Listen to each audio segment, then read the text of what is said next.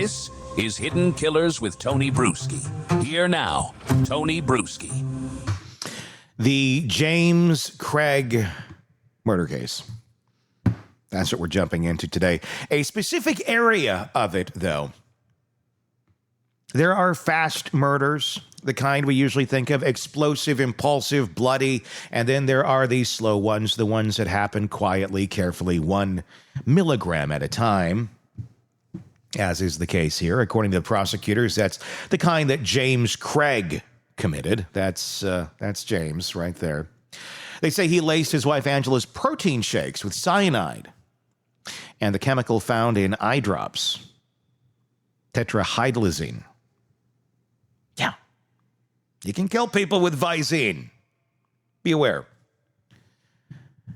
Not that he just did this once and strike out, but over days, weeks, until she collapsed, until her body gave out, until she was brain dead. And all the while, Craig reportedly played the concerned husband, bringing her food, texting her support, showing up at the hospital with a smile, while having a side chick, sending her pictures of the dying wife, allegedly. It's a special type of dentist right there, huh? Crentist is his name. 5 people got that. This wasn't just about eliminating someone. It was, if the allegations are true, about control, about watching her suffer and maintaining total command of the narrative. And that brings us to the heart of this conversation. What kind of mind doesn't just kill, but kills in this way? With licensed psychotherapist Siobhan Scott, we're digging into the psychology of poisoning, why someone would choose this method, what it suggests about their relationship with control, and how medical knowledge can be weaponized with compassion, or when compassion, rather, is replaced by pathology. Is it sadism? Is it detachment? Is it a God complex? On the comment section, as we roll through this, tell me on YouTube. If you're not already there, search Hidden Killers with Tony Bruschi. And let's find out. Let's talk about the murder itself, the method of the killing, because that always is a big factor in any of these cases. It points a lot to motivation, how they're feeling about the person. Is this a crime of passion? This was a really sick one. The method of killing was slow. It was poison. It was methodical. It was slowly introduced over time into her body, allegedly, if he's the one who did it.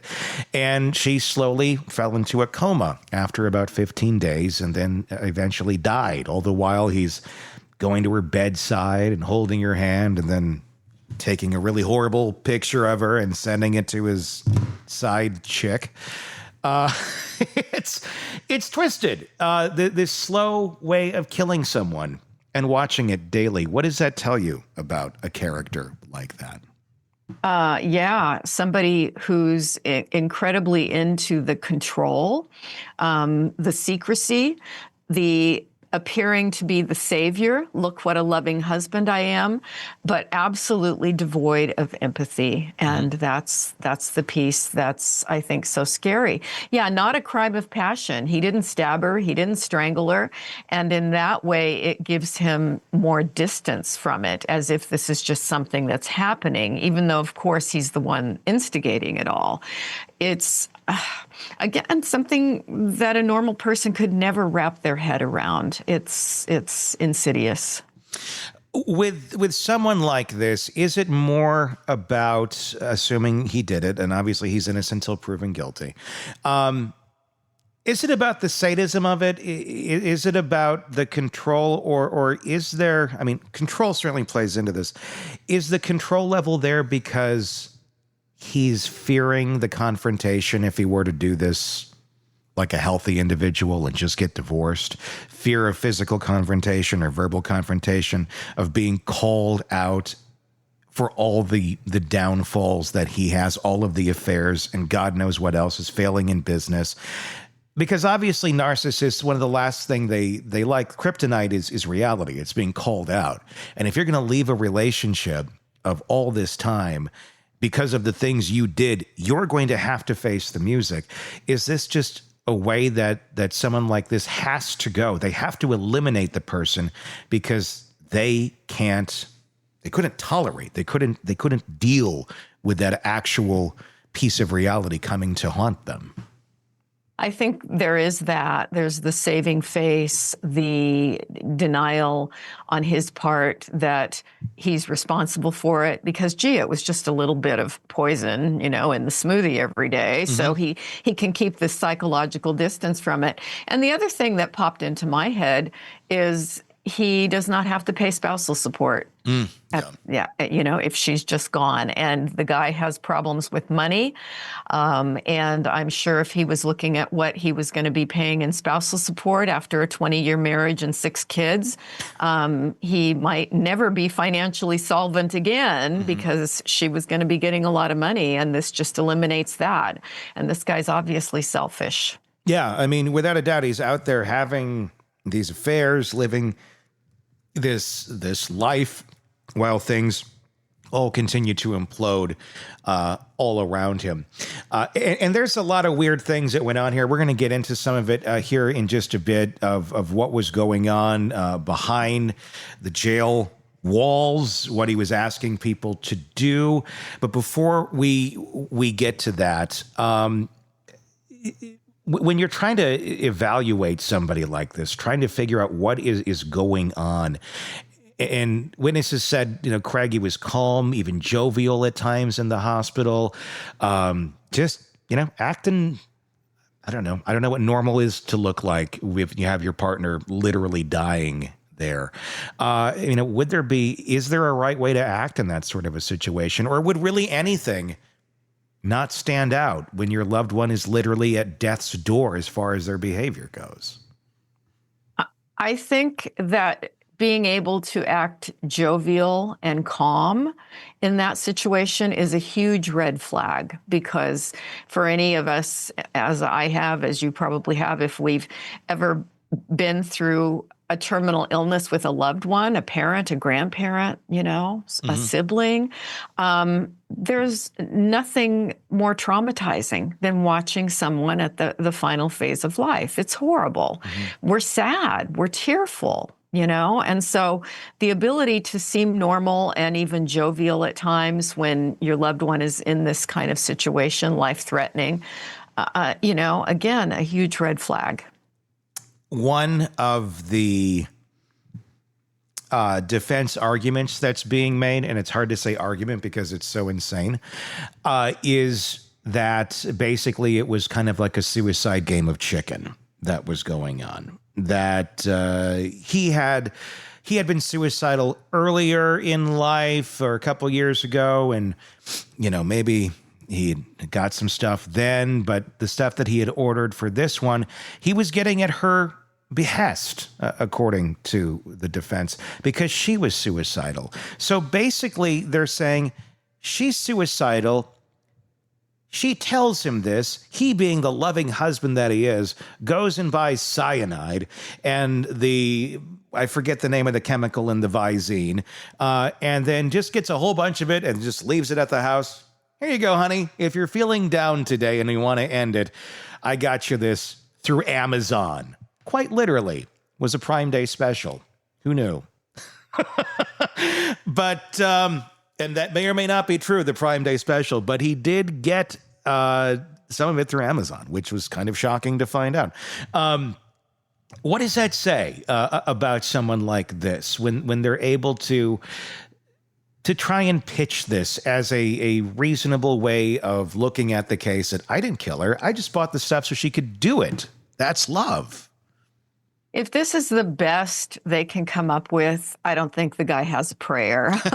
That is just the stupidest thing I have ever heard. And if I were a defense attorney, I would be embarrassed to try to make that. I'd encourage him to take a plea bargain here. It's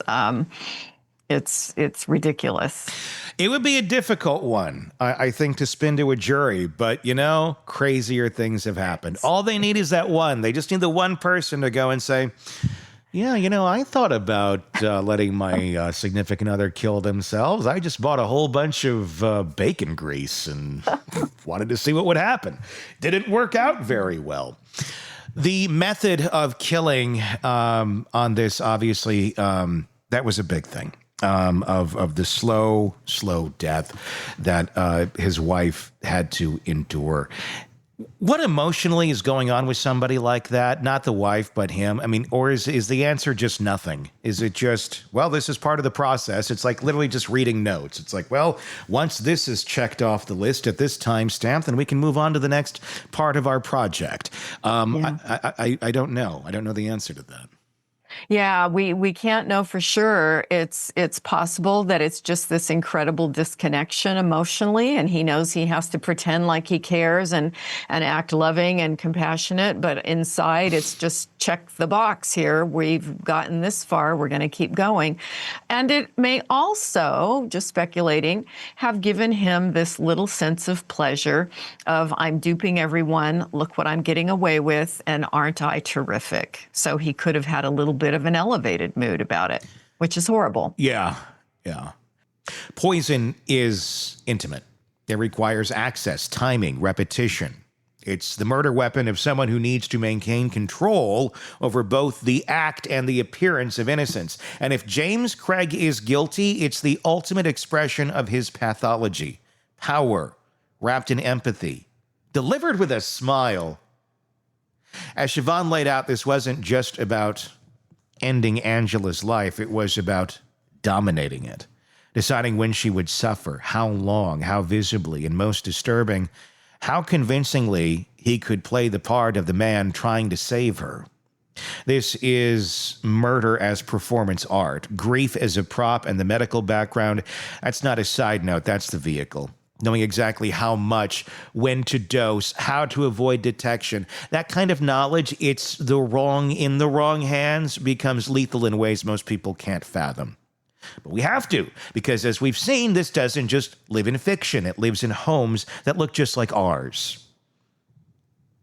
Tell me what you think in the comments section on YouTube. If you're not there already, search Hidden Killers with Tony Bruschi and hit subscribe. Press subscribe on the podcast platforms as well, because up next in our conversation, we're going to turn to the part of the story that's arguably worse than the murder, the manipulation that followed, and the way Craig allegedly tried to use his own children as collateral in the aftermath.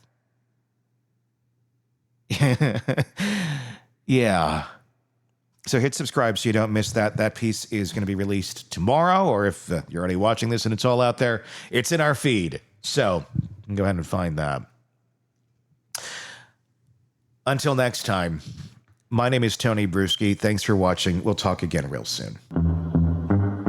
Want true crime coverage all day, every day? Press subscribe now to the Hidden Killers podcast and True Crime Today and get the latest cases delivered right to your feed.